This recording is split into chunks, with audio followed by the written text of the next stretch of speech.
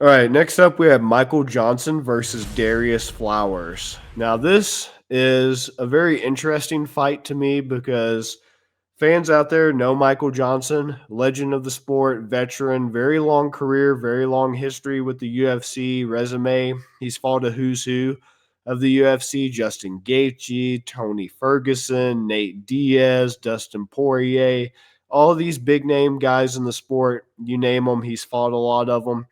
And he is, to me, Michael Johnson, the true enigma of MMA.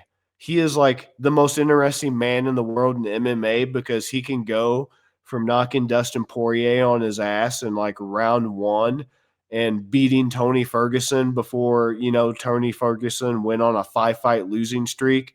Pretty much he was like a hipster. He beat Tony before it was cool type thing. Managed to do that. Managed to like pulverize Dustin Poirier. Just guys that you think he has no business holding wins over, he does.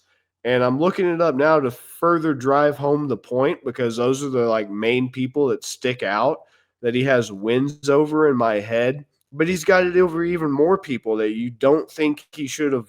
He just shouldn't have beat them. Like the legend Artem Lobov. All right, I'm joking about Artem Lobov. That's kind of a meme. But Andre Feely, guy we're going to be talking about later, that's a respectable name. Edson Barboza, he beat Edson Barboza before it was cool. Melvin Gillard, Gleason Tebow before Tebow was washed up. Joe Lozon, he's beaten Joe Lozon, another legend of the sport. I've already said Tony Ferguson. But then he also has losses that you wonder how he lost. For example, how the hell do you lose to Darren the Damage Elkins with the worst tattoo in MMA history? How do you lose a fight he was winning? Because I remember watching this live. He's known for snatching defeat from the jaws of victory. That's what Michael Johnson is. Because he started to skid where against guys like Stevie Ray, he was winning until he wasn't. Even against Josh Emmett, he was winning until he got knocked out. And then ever since then, maybe the miles have caught up, maybe the age, et cetera, have caught up to the guy. But he really is, when you say he's capable of beating anybody on any given night, he truly is. Because he's also lost to elite guys like Gaethje, like Habib, like Nate Diaz, like Beneil Dariush.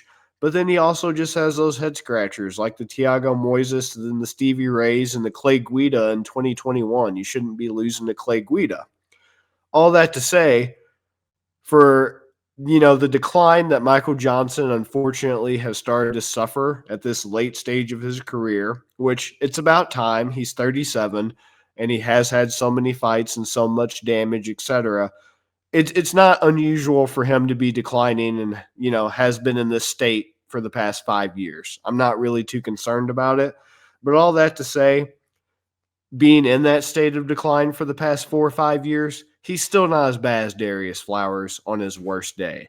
Darrius Flowers should not even be in the UFC. I know Michael Johnson is not good anymore, and he's well past his prime, and his days of beating the Poiriers, Barbozas, Tony Fergusons of the world are long gone. And he is good at snatching defeat from the jaws of victory, but I would seriously be concerned if he manages to lose to Darrius Flowers.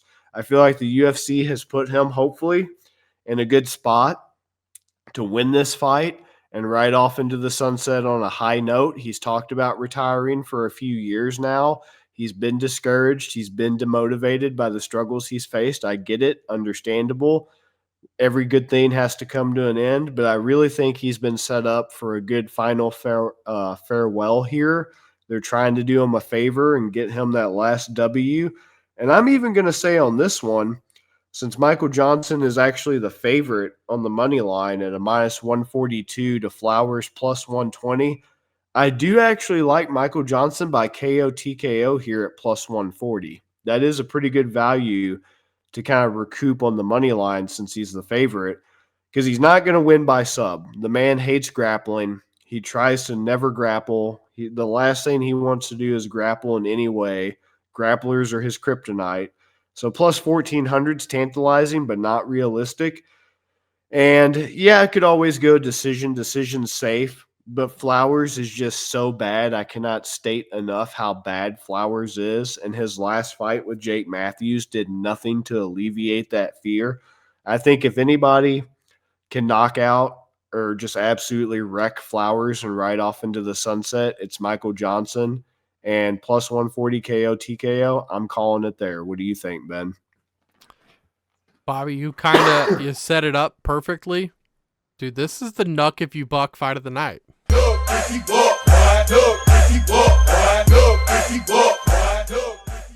I don't disagree. Nuck if you buck, baby. Between these two, Michael Johnson used to wrestle a lot more as his career kind of went on. He kind of stopped wrestling, relied more on his striking, which we see with fighters that have success. You know, you get a couple knockouts, you're going to want to kind of stick to what's working. Michael Johnson, good striker, very accurate striker. He's got bad takedown defense, but I don't think he's going to really have to worry about that with Flowers. Like you said, he's past his prime, and he's got a lot of wear and tear. 21-19, that's a lot of fights. I did see a funny video, like a highlight video of Michael Johnson, and it was the Forrest Gump opening, or the one scene. He said, Michael Johnson's like a box of chocolates. You never know what you're going to get.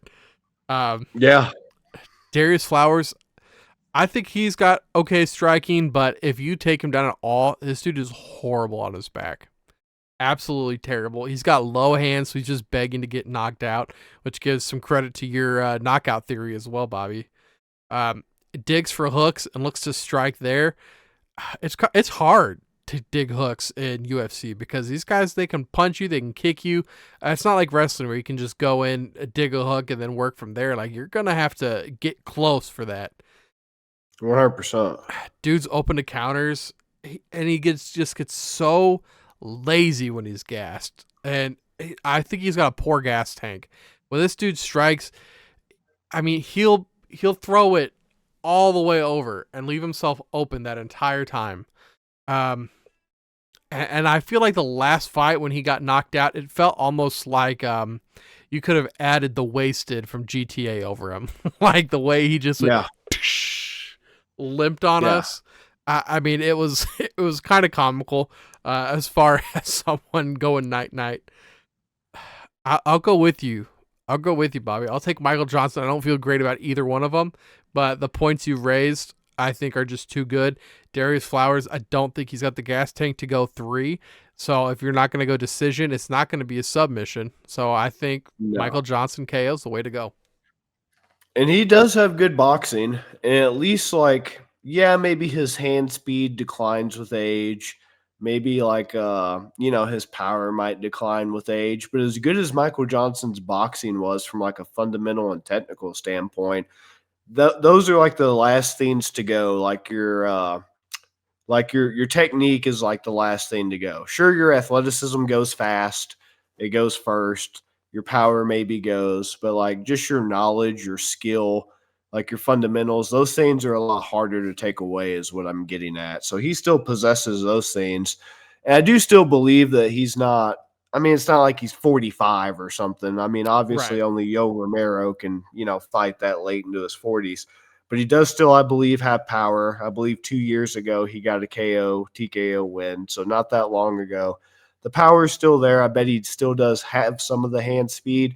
And like you said, Flowers serves it up on a platter with how terrible he is and how he drops his hands. And Michael Johnson, who wants to stand and box with you and does have those quick reflexes and that like good timing and that understanding of where to find your chin when you serve it up to him, like that's a recipe for disaster for Flowers.